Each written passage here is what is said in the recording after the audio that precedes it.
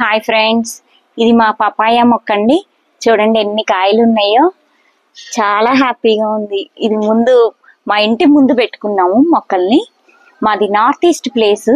So north వైపు east వైపు రెండు వైపులా మాకు ప్లేస్ వచ్చింది మొక్కలు పెంచుకోవడానికి.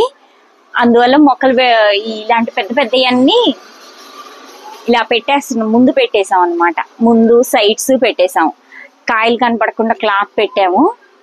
ఇగో చూడండి, అవన్నీ కాయలు ఉన్నాయి. ఒక్కొక్కటి ఒక్కొక్కటి పండుతూ ఉంటే అవి తీసుకుంటున్నాము.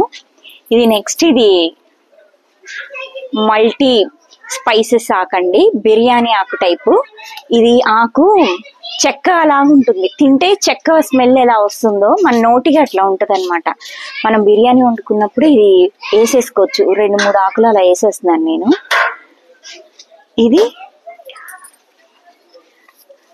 పోమోగ్రనేట్ చెట్టు. ఇది ఇంకా పిందెలు వస్తున్నాయి కానీ పెద్ద అవల, చిన్నగా ఉన్నాయి కాయలైనవి ఇట్లా.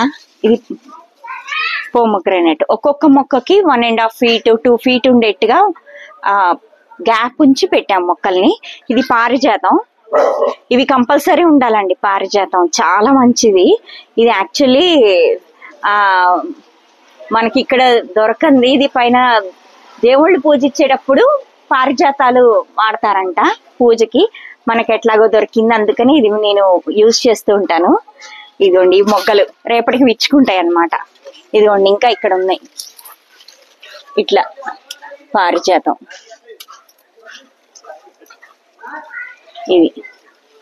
ఇది పారిజాతం పూలండి.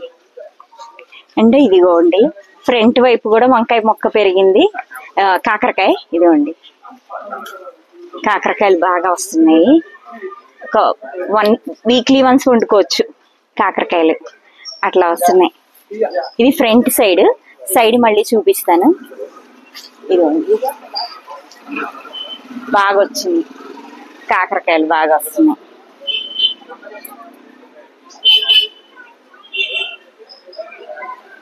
Bye friends.